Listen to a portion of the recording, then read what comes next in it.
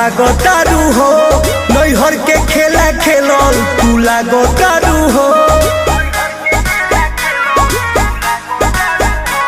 छुअल चाहतानी तो तू भागतारू हो, नैहर के खेला खेलल तू लागतारू हो। फसल केहू से रहू बात जानतानी, फसल केहू से रहू बात जानतानी।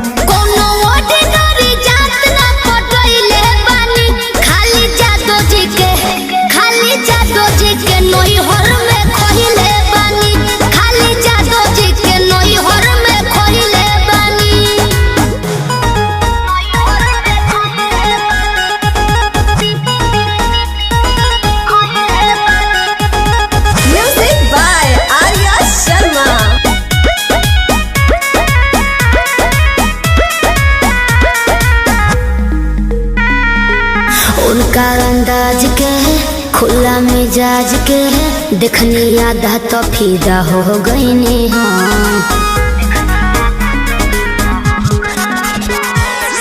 पहले के जान हमर हवे अहिरान हो, राखिया छोड़ी कोनो नहीं खे हो गम। हमरे के धमकी तू देतारू हो, अपना दोस्त नहीं लेतारू हो। तहर बहिया समाज में तो धइले बानी, तहर बहिया समाज में तो धइले बानी। कोनो ऑर्डिनरी जात ना पटइले बानी, खाली जादो जी के नैहर में खइले बानी, खाली जादो जी के नैहर में खइले बानी।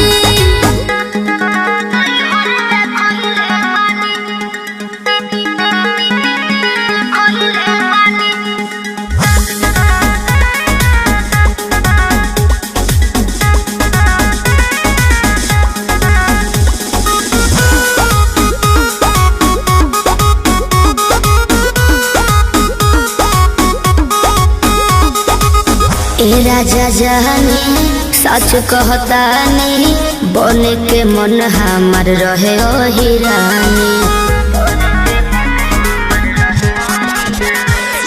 सुनील सागर के टुन लभर के असली मरद के ह पानी खंदानी। मतलब सब बात रियल बाटे,